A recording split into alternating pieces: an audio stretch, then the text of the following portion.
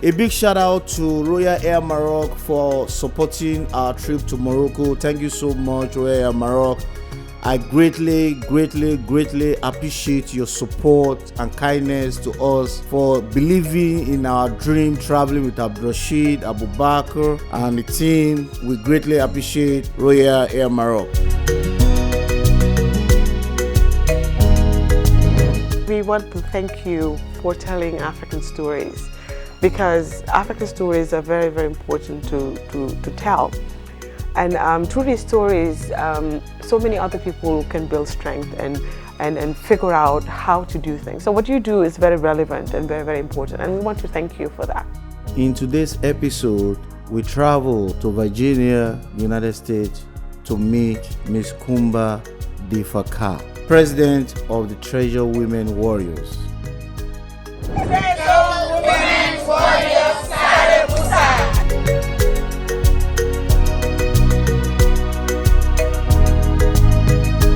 Agriculture is the main pillar of the Tresor Warrior Women. We believe in food sovereignty and food security, and for that reason, it's a great pillar for the Tresor Women Warrior.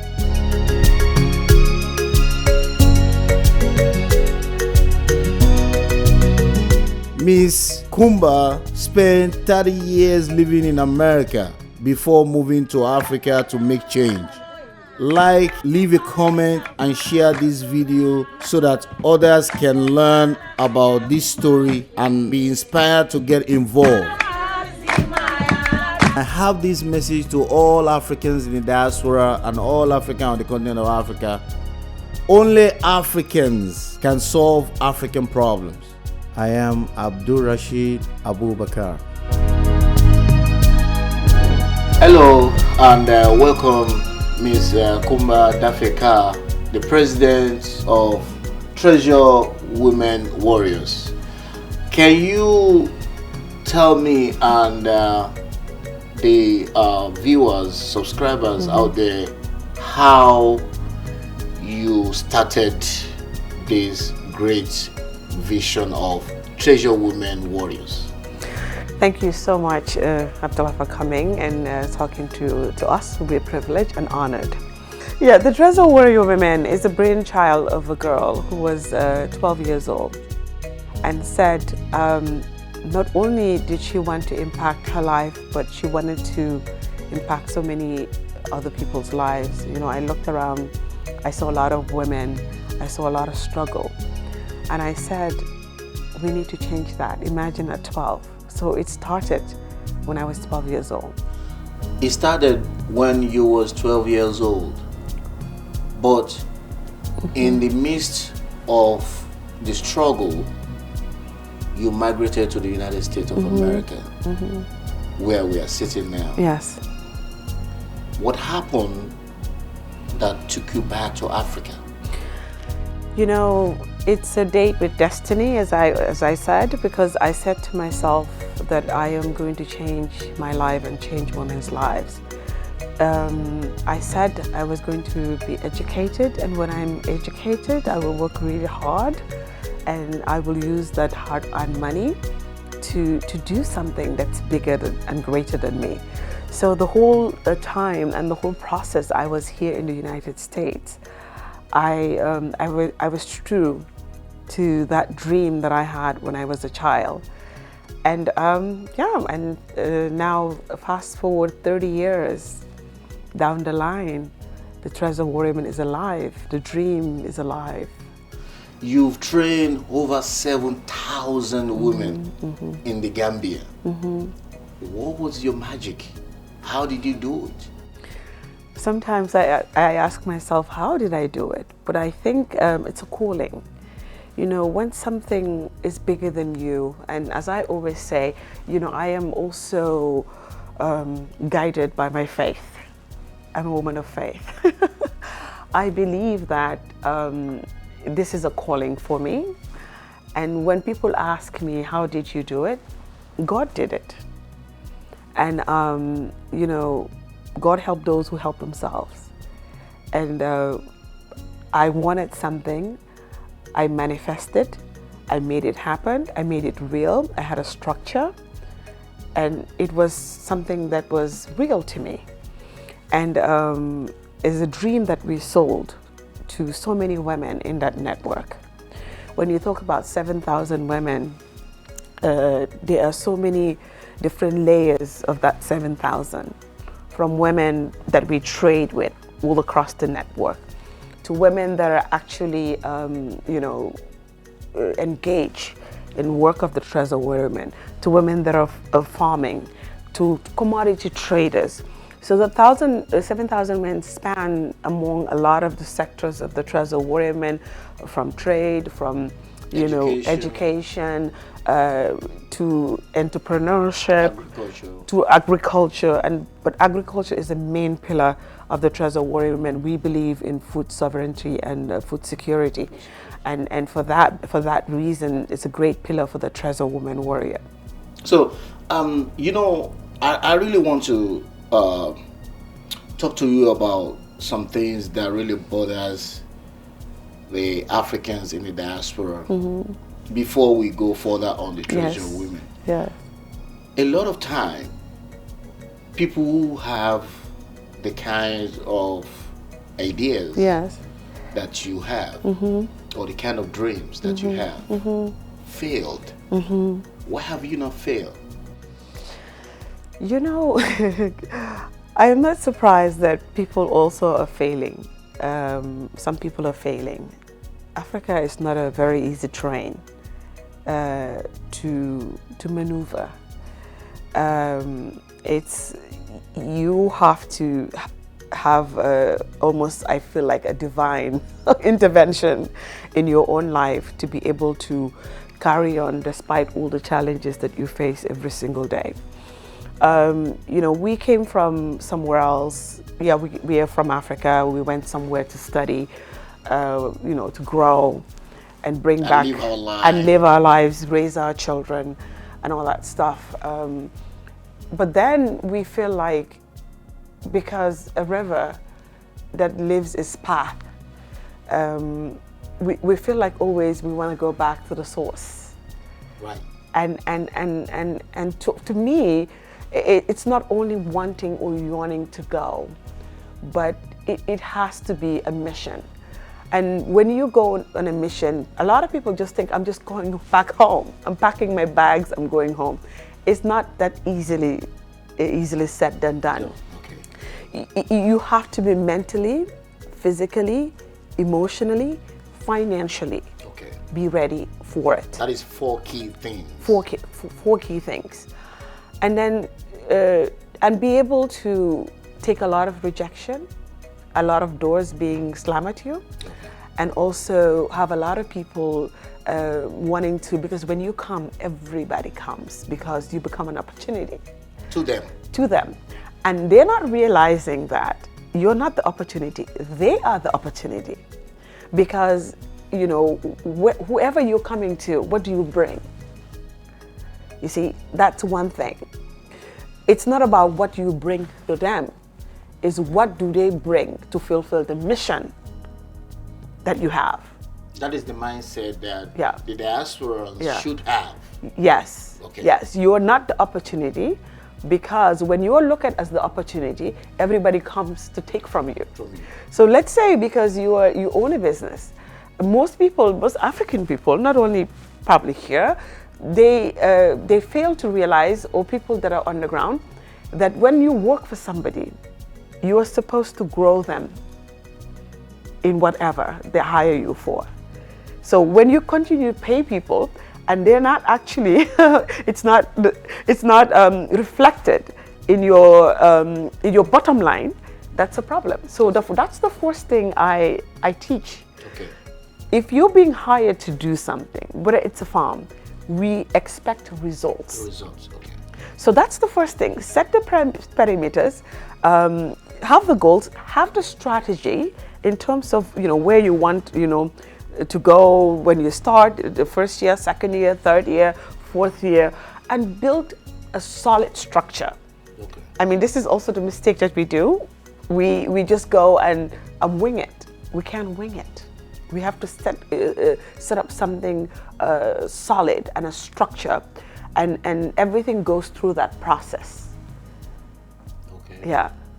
So I don't know if you understand what I'm saying. I understand what you're saying. I'm just enjoying you taking me through the path of that journey. Yeah. Because it's a journey. It is. It's absolutely. It's not a day or two or month, yes, a year journey.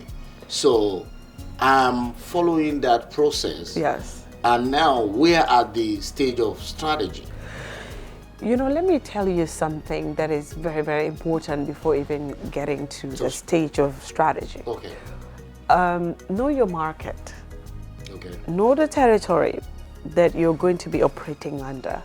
You know, when I went to the Gambia, because the Tresor Warrior Women project was not written from here, because I cannot write it from here. Okay. I had to go and do the study, do a feasibility study. Okay. So that's also very critical in whatever we need to do. We can't just park about things and go. So you have the vision. Yes. But you didn't do the business plan. No. Of the Tresor Women Warriors. Here. No. Okay, so you travel down. Yes. Okay. I studied. I literally, because I knew I was going to be working with a lot of grassroots level women. Okay. So I had to actually live where they live. So, yes, I had to cut you short because I was going to say, so why didn't you stay in the Banjul? Because you have to be connected to the people that you're trying to work with. And that connection was very, very important. And not only the connection, but knowing who they are. Okay. I mean, respecting their space, knowing who they are, and then most and also building trust. Building the trust. It's because it's part of it. Because when we as people, we come from the savior mentality. We're going to go and save people. In reality, we are going to be the ones that are going to be saved. Because the things that we learned from coming here from the United States, literally had to strip myself. Everything that I know, everything that I'm accustomed to, you know, everything is processed here, everything is order. So you go organized. So you go to absolutely chaos, and but then you look at, you know, within that chaos, you try to organize it to make it an organized chaos. Right. So you get to know the people, you get to live with them, you get to have conversation. I lived in the villages for 9 months. Imagine from America. In October, the hottest month of the year in Gambia. I am there in the middle of nowhere, no air conditioning. And it was the toughest time of my life. For 9 months, I was laying on the floor for 9 months. Wow. So, but I earned their respect. Wow. I earned their trust. And then that gave me the mission to set uplifting women to financial freedom. Tresor Women is a women-led organization uplifting women to financial freedom. Now you understand how they think. Now you understand the social economic setting. So within that 9 months, yes, all you do is just understudy them. Yes. And their thought, their thinking. Yes. Their mindset. The mindset. And do your business visibility studies. Absolutely. But they are not aware of this. No. You know, because when I came, I just said, of course they knew that I was there for something, but I didn't say we were going to be funding all of these projects, all of these women. We were not going to be setting up farms. You know, the Tresor Women is going to be a larger than life So you didn't give them any hope or any promises or anything? No, because what is there to promise? But you own a house in Banjul. Yes, I do. So why didn't you stay in your house in Banjul and just, you know? And I you know, it's really funny. I've heard one of the women, one time visited me. This was about 2 years after, and visited me where I lived in Banjul, because I lived right on the water. you know, she said in my local language, "Kumba Daffeh, like, you're crazy." She says, "You leave all of these things, like like you're almost inside the water, and you're living with us in these circumstances." I said, "This means nothing to me." Again, I'm so God-driven, okay. And Tresor Women Warrior is my life. I breathe. Everything that I do, Tresor Women is my child. It's like my own children. The Tresor Women is my legacy. So, and I knew that I have to give it everything and the sacrifice to get to, I mean, when I talk about it, I feel like Tresor Women Warriors is a person. But in reality, it is a person, because 7,000 strong and growing. And, you know, these are lives. And so I cannot only look at myself, I have to look at, because my success, I cannot claim success until the women say, "Oh, I've been able to do this and that in my life." So their success becomes my success. So for me, as you know, as people, you know, if you're in the diaspora anywhere else, you work to achieve the American dream.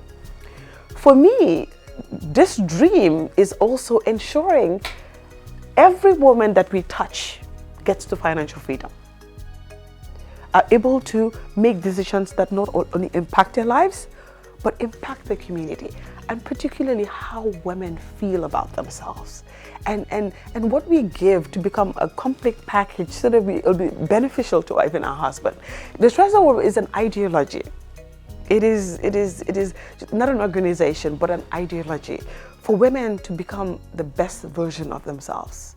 But what is interesting to me is the fact that you set up the structure of Tresor Women Warriors in such a way that is so unique, up to the point that now you own a bank.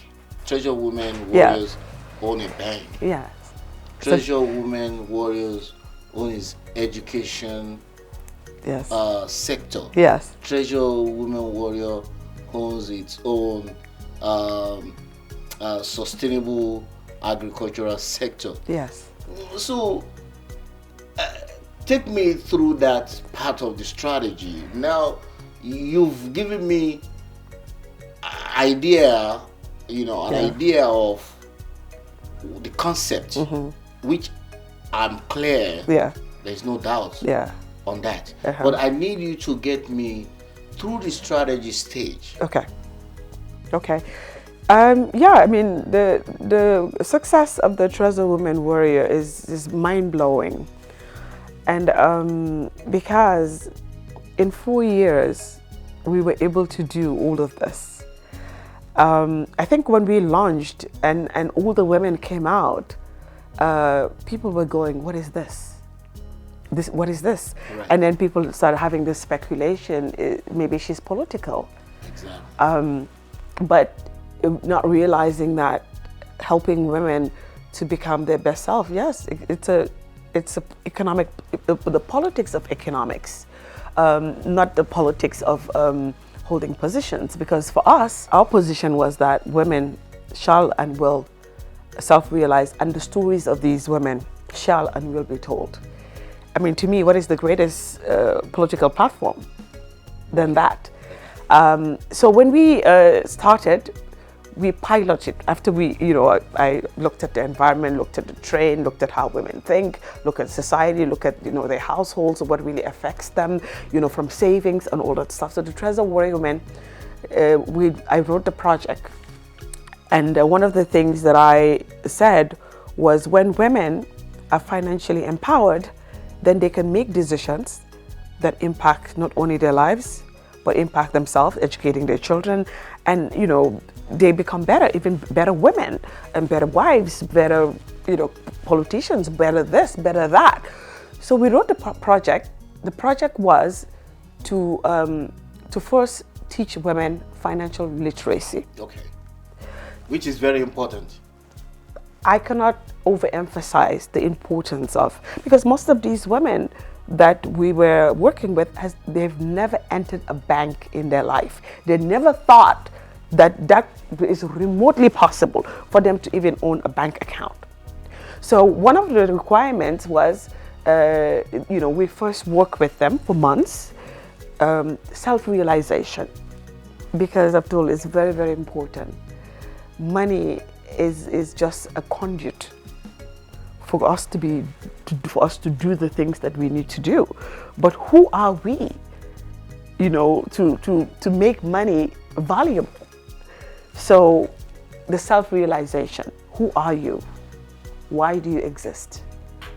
And why do you matter?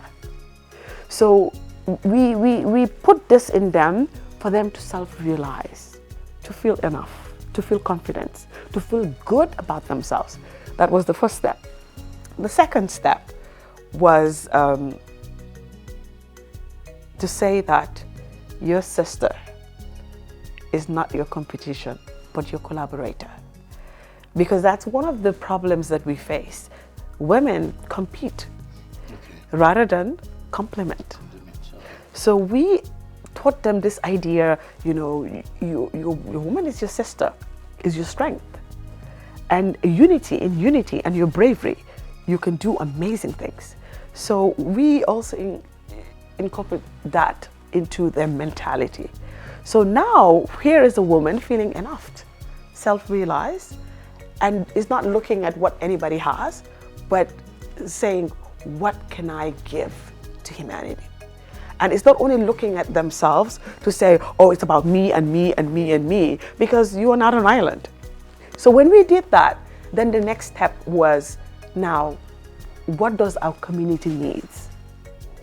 If you are actually, if you don't have convenience stores or supermarkets, and these women were working miles to get to a certain place, we say, well, you need a convenience store in your village. So then the women said, but Kumba, do you think we can manage like the convenience store? Men do that. I said, yeah, we can do that. You guys have everything it takes. So then we get them to the next step. Then we open a convenience store, and then we put, everything in there. We set up that business, for them, and we set up a bank account, and then they work together. Tresor Women doesn't work with individual women. It's group dynamic. Because we believe together we can be strong. So when we do that, then afterwards we can go, not as separate, but when we own things together, when we manage things together and make it flourish and successful, that becomes also a pathway to do things also for ourselves, to start other businesses too as well. And that's when we look at within the Tresor Warrior Women, the strength of these women, and pull them out in some of these groups. And if you're in agriculture, we buy land, because land was the main issue for the women. Women didn't own land, even though they're supposed to inherit it. But it is their brothers and the male in their family who have access to that. So we're giving them access to the land and having them cultivate in the land and make money. So now we're trading all across the country. It's really amazing. When you go to this open market and you find the Tresor Women Warriors, sometimes a day in the Gambia, you'll see women that didn't have even $10 in their account. They can buy groundnuts of $1 million in an open market. And that's like maybe $20,000 in an open market, one group. So one day, how I knew that we had a breakthrough, and I started crying in the middle of the open market. So, because what we do, when we come to the market, we don't buy from anybody else, but within the network. So we were swamped by so many people trying to sell us. We said, no, we only buy from our network. And you should see, people were like, but you need to buy from us. So there was this swamp of women and money just, trading hands and all that stuff. I couldn't, I started crying, because it was a great dynamics to set up that. And then, now we have this village lending scheme, the bank that you're talking about, where women in different regions, we fund them, they fund their businesses, and we do a profit sharing, because, of course, I am guided by my faith. So we don't do interest, it's a profit sharing model. where we work, and then the Tresor Women model is you come in as a group of 10, you work, and Tresor Women gets a share of the profit, you get a share of the profit. Whatever belongs to the Tresor Women, we can give it to another group of women, or if you say we want to expand on our business, we can take our profit and add it to your profit. So this is how it becomes a multiplying effect and a revolving fund, and growing and growing and growing. And this is how it's just becoming, that's why it's a mindset, it's an ideology, it's a revolution. Okay, so let me ask you, in the midst of all this, how do you get paid? I am the only one at the Tresor Women who hasn't gotten paid yet. Everybody gets paid, but I am the only one who doesn't get paid. I've worked all my life to do this. And also, me and my husband, we're a partner. And how I get paid is how I feel. Wow. The lives that we have changed. And, you know, I farm too. I'm a farmer. I farm, so I farm. I make money from that too. I know you are a farmer. Yeah. And, I know that at a very young age, you lost your both parents. Yes, yes. And for someone coming from a very hard background, now to feel that I want to empower others to be better. And to also be better in the society. It's a very powerful and very motivational thought. Yes. You know, I believe in this thought that you cannot testify if you don't have a testimony. That is true. And the things that you go through in your life, it is that gives you that purpose. You know, to say, someday, I am going to make sure that women don't give their children away. Someday, I am going to make sure that, you know, when women are financially strong so that they can leave a good legacy for their children. They can, you know, leave money for their children. I mean, luckily, my mother was a very, very hardworking. My mother is just like any of the Tresor Women Warrior. My mom was a force to be reckoned with. She built a very, very successful business and worked very, very hard and left us some money. Imagine, you know, she did all of that. So that was my inspiration to say, I want this for so many other women. Agriculture is a great industry. It's a very tough industry.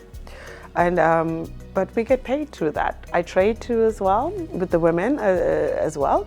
So one of the things that has been, whatever my women do, I do 10 times of that. Like if I fund women, I also have to show them what I can do. If I am under, because I myself, I farm on 15 hectares. Okay. So, and that is an inspiration for the women. So when the women see this, so whatever the women are involved in, I'm also involved in that. Yes. So showing leadership. Showing leadership by example. And showing them I know their struggles. Whatever their struggles is also part of my struggles. You know, even the issue with the land rights, I'm also going through the same things. So whatever my women are going through, or our women are going through, I am actually going through it, through the process. Yes. Yeah. So what advice would you give to any diaspora that walk up to you and say, Haja Kumba, Miss Kumba, guide me? Yeah. Yeah. And hold your hands and say, I failed over again. Yeah. And we know that failure is it's an opportunity. It's an opportunity. Yeah. Failure is an opportunity. And you know, one of the things, the greatest strength that we have is not to give up.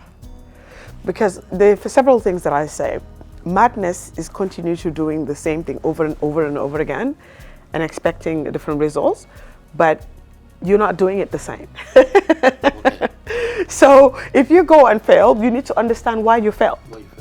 So when you understand why you failed, then that's a learning opportunity for you to do it better. and differently. And you might even fail 2 or 3 times.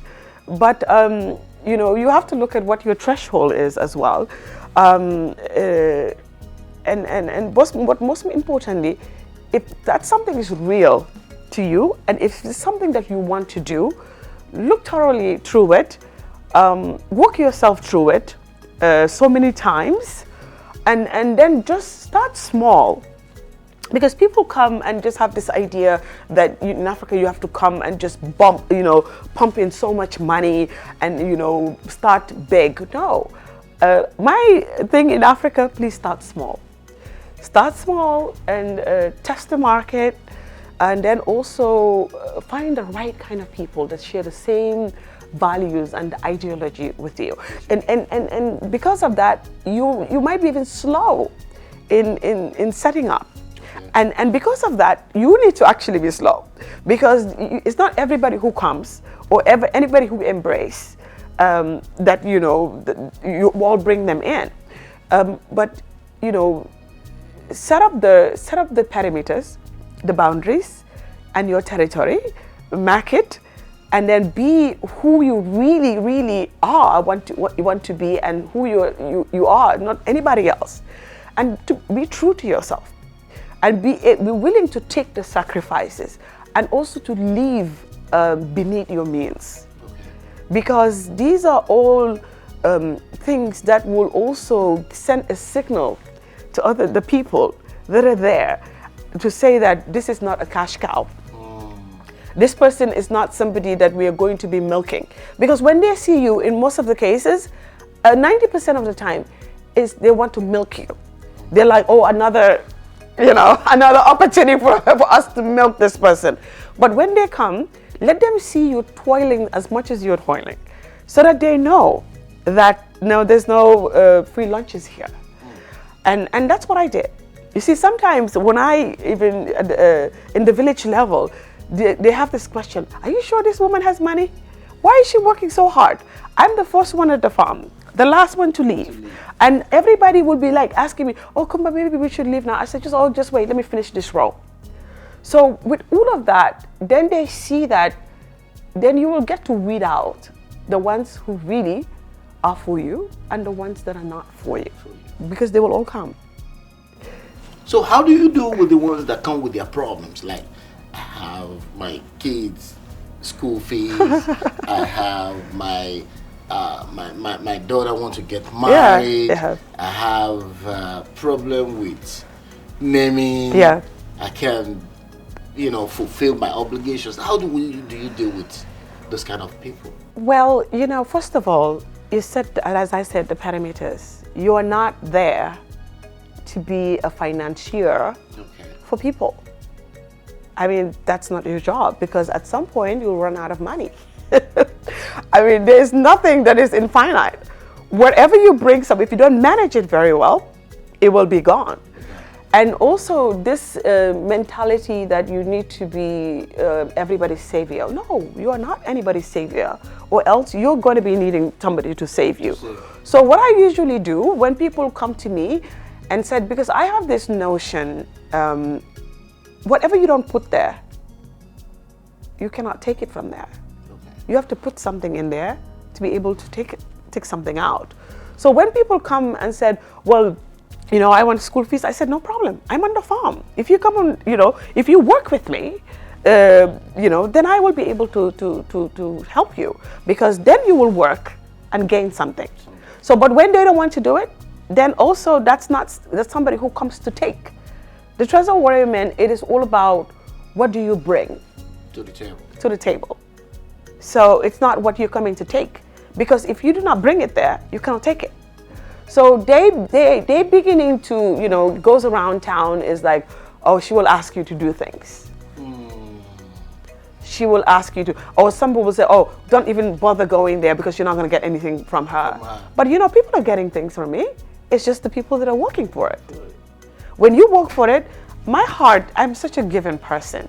So have you been in the military before? In my mind.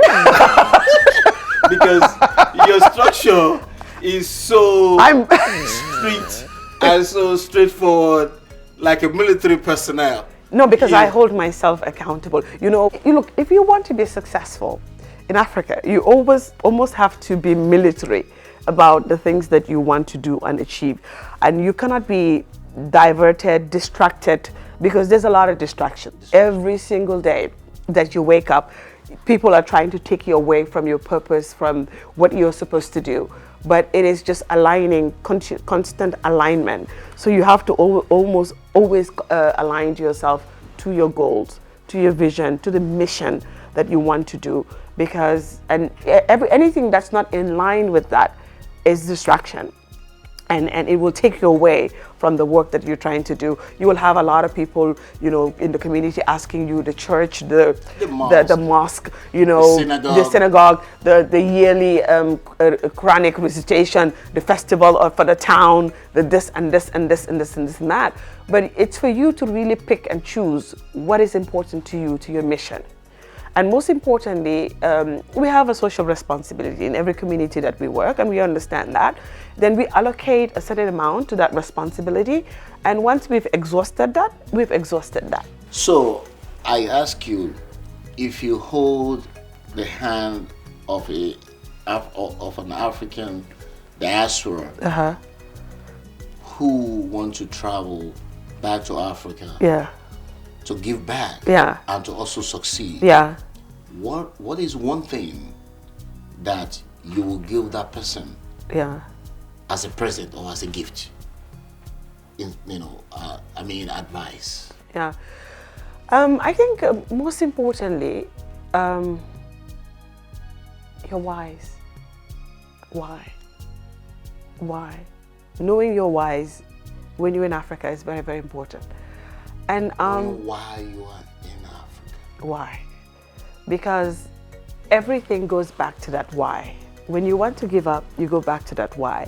And also, the gift is you alone. You are a gift. Not the money, not the this, not the that. Start from that from that point of view.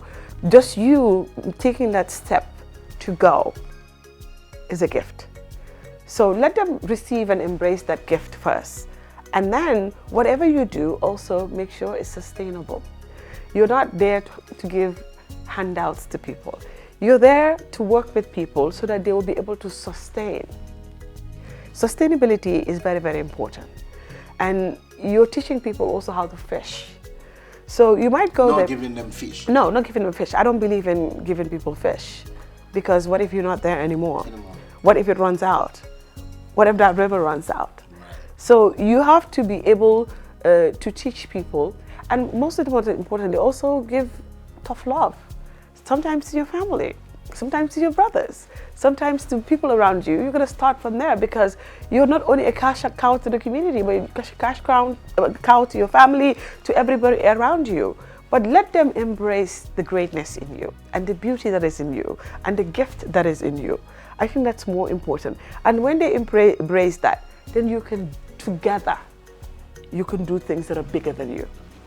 Thank you so much for that wonderful conversation with Madam Kumba Daffeh-Kah. Yes. And of course, I will not be able to do all of the things that I'm doing. I have an amazing husband who supports, I sold the idea to him that this is what we are supposed to do.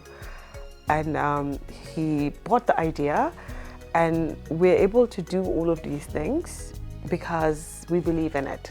And I'm able to do this because I have children, and he supports that mission, both financially, emotionally, in every sense of the word. So I am because he believes also that I am. So I thank my husband for that opportunity too as well. Thank you so much, Madam, for the wonderful conversation, and I hope to follow up with you in the Gambia. Yeah, I hope so. When I visit I hope so. The smart city of the tough smart city. Yes, you're definitely tough. He has to come to the smart city, so yes. We want to visit the tough smart city and to also expose, you know, the diaspora, work, to the diaspora, yeah. the work of TAF Smart City to the diaspora, so that they can also, you know, use that, leverage that platform to transition back to Africa. And we want to thank you for telling African stories, because African stories are very, very important to tell. And through these stories, so many other people can build strength and figure out how to do things. So what you do is very relevant and very, very important. And we want to thank you for that. Thank you so much. Thank you. Thank you so much. Thank you.